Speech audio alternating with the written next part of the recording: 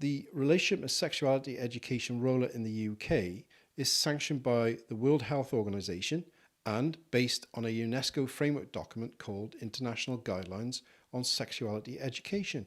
What could possibly be wrong with that? The issue is that the syllabus Kirsty Williams and the Welsh Government are describing does not resemble what RSE looks like in the rest of the UK or indeed the rest of the world. So we can only assume that the Welsh Government either endorses the type of content we are about to show you or is ignorant of what this programme delivers to children elsewhere in the UK.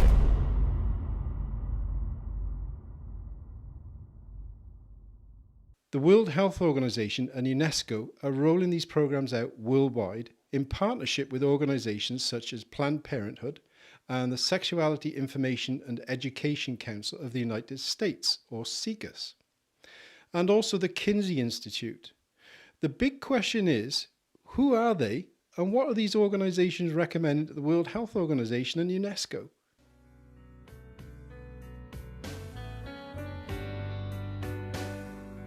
The Kinsey Institute began with Alfred Kinsey, who was a biologist who was teaching at Indiana University during the 30s and 40s. And he came upon a time when he wanted to look into the question of teaching a course on marriage, and he found there was no data on sexuality. And so that stimulated him to begin to gather data, and first through his classes, and secondly, on a very large national study. So he collected over 18,000 sex histories along with his research team. Kinsey was still collecting data from King 10 years after Kinsey knew he was abusing children and instructed King on how to record details of his sexual acts as data he could use. He also paid fathers who were sexually abusing their own children for data. And that formed the beginning of a really sea change in sexuality research, and began the Institute in 1947. We have over 2,000 of the stag films produced in early 20th century, and we have the latest production of DVDs from the adult entertainment industry. The 8mm, 16mm films, Beta, VHS, all range of formats. In terms of the languages, the English languages is most predominant in our collection, but we have a large French collection. The 2005 feature film Kinsey, starring Liam Neeson in the title role, is a portrait of researcher Dr. Alfred Kinsey. German collection and Chinese and Japanese collection. So the Institute Library is really the archival center and the library center for the field of sex research, as well as for the sexually explicit materials, because we take that as a primary material for sex researchers. Classed as a comedy drama, the film describes Kinsey as a scientist driven to uncover the most private secrets of a nation. Using the technique of his own famous sex interviews, Kinsey recounts the scientist's extraordinary journey from obscurity to global fame. This comedy drama is essentially a light-hearted romp with a dark side, but in contrast, the 1998 Yorkshire television production for Channel 4 in the Secret History series called Kinsey's Paedophiles tells a true version of events.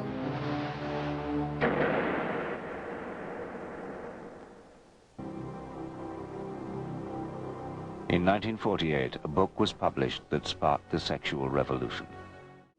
Unnoticed within it were the details of the sexual abuse of several hundred children.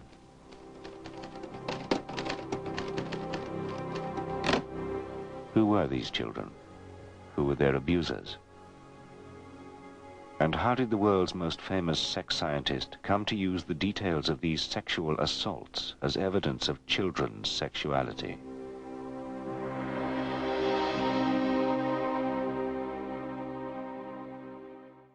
The Kinsey Institute impacts the world by doing everything it can to remain and work at being a trusted resource for sound, data-based information. Professor Alfred Kinsey was the father of the sexual revolution. From 1948 to 1956, he traveled the world, advising governments how to modernize antiquated sex laws. From Britain, where he advised the Wolfenden Committee on Homosexuality, to Europe and America, his advice was key to updating sexual attitudes.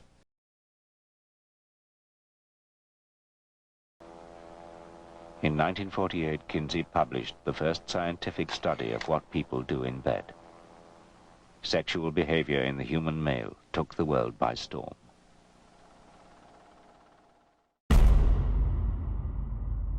The research was based on the biggest survey of sexual attitudes and behavior ever undertaken. Kinsey invented a highly detailed, confidential questionnaire. His researchers had to learn the complicated code which encrypted both questions and answers. But there was a dark side to the research. One chapter in the book dealt with the previously unresearched subject of child sexuality. It's little known that to get this information, Kinsey cultivated relationships with habitual child molesters.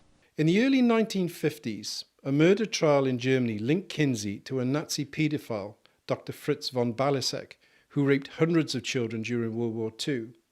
After the war, von Balasek, a former senior Nazi party official and commander of a ghetto of a town in occupied Poland, was arrested and put on trial for the murder of one of his rape victims, a 10-year-old girl. The murder investigation revealed a large amount of correspondence between Balasek and Kinsey. Balasek had written to Kinsey offering him his case history and his diaries recording years of sexually abusing and raping children, which were sent to Indiana. Kinsey warned Balasek in his letters to be careful, but encouraged him to continue with his research with his child victims. Both Interpol and the FBI pressured Kinsey to release the diaries as evidence in the murder case, but he refused point blank and responded with the fact that he would sooner destroy the diaries from von Balasek than release them to Interpol. Von Balasek was acquitted of the murder of the young girl, but was found guilty of rape and sexual assault of more than 30 children. During the trial of Balasek, presiding Judge Berger said, "This is no longer human. What was all this for? I got the impression that you got to the children in order to impress Kinsey and to deliver him material." And to the judge's shock, Balasek replied, "Kinsey himself asked me for that."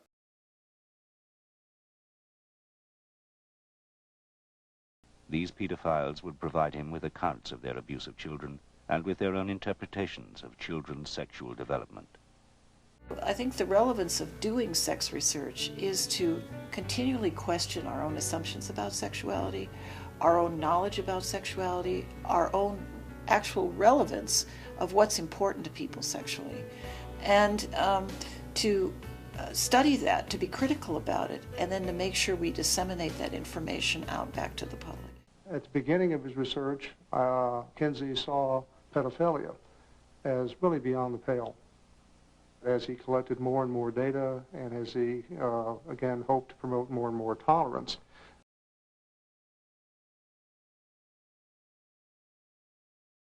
In addition to an active research program, because we have a large archive, people come and look at a whole bunch of materials that reflect how sex has been looked at, not just in our particular time, but going back historically.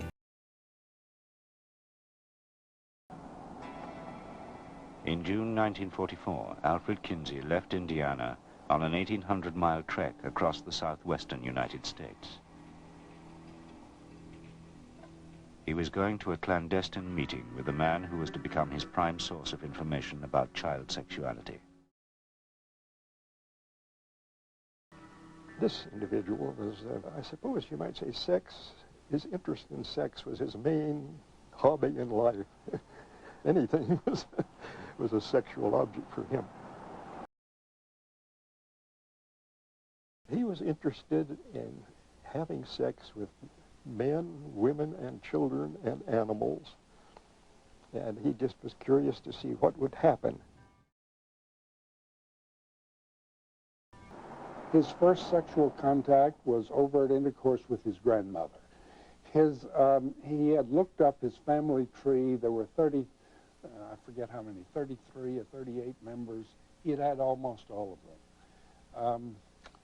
He had had intercourse with hundreds upon hundreds of males and females of every conceivable age.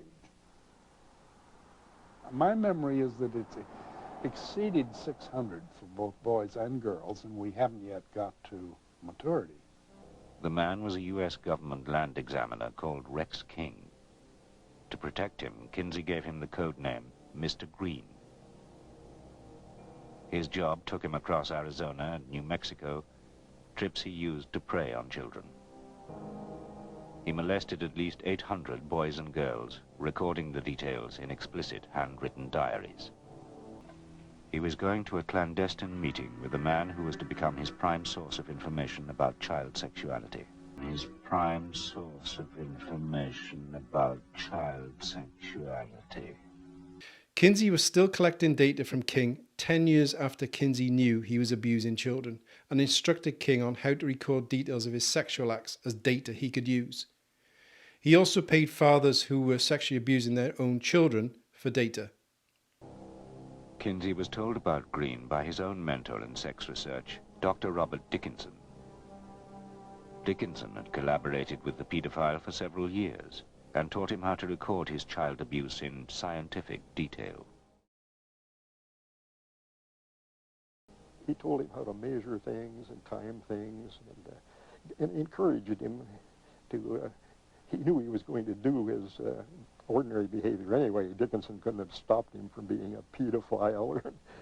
But he said, at least you ought to, do something scientific about it, so it won't be just your jollies, it'll be something worthwhile to science.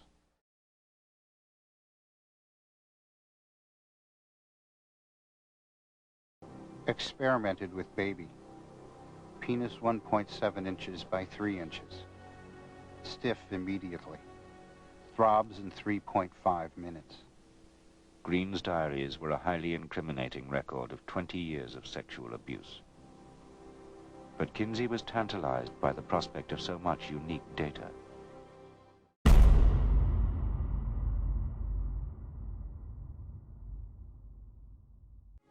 I congratulate you on the research spirit which has led you to collect data over these many years. Everything that you've accumulated must find its way into scientific channels. Kinsey worshipped data.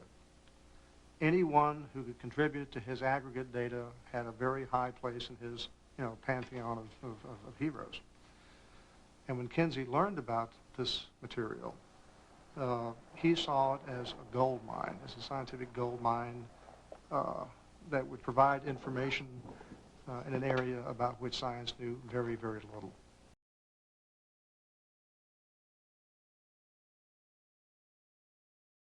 Kinsey met Green at a secret location in Arizona. Because of the illegal nature of their contents, Green had buried many of his diaries in the desert. Kinsey persuaded him to retrieve them and pass them on to him. Green had been a predatory child molester for more than 20 years. So why did Kinsey agree to work with him? Clarence Tripp was one of Kinsey's closest associates. Even today, he defends Kinsey's involvement with the pedophile. Green was actually extremely conservative in all kinds of ways, and we know that for sure, because he had, you can get into trouble in a flash if you have any kind of, even tickling, any kind of sexual contact whatsoever with the child, because all you need is one whimper out of the child. You don't even need a formal charge to put you in the jailhouse. Well, here's this man with hundreds of contacts. There was never a charge against him. He was never arrested for anything. All the children thought he was wonderful. All the mothers thought he was wonderful. There are two, I suppose, lest you get contradicted, there are two instances in which a young boy or girl, I guess it was, I don't remember, didn't complain. They agreed to the sexual contact,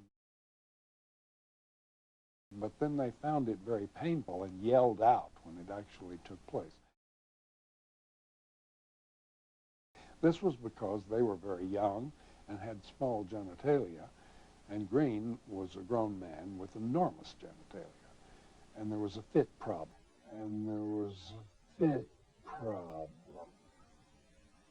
For the next 3 years, Kinsey corresponded regularly with Green. In 1948, he would publish large sections of Green's diaries in his first revolutionary book on human sexuality. In 1948, a book was published that sparked the sexual revolution. But rather than presenting them as the claims of a self-confessed child abuser, Kinsey put them forward as the first ever scientific proof that children were sexual beings from birth.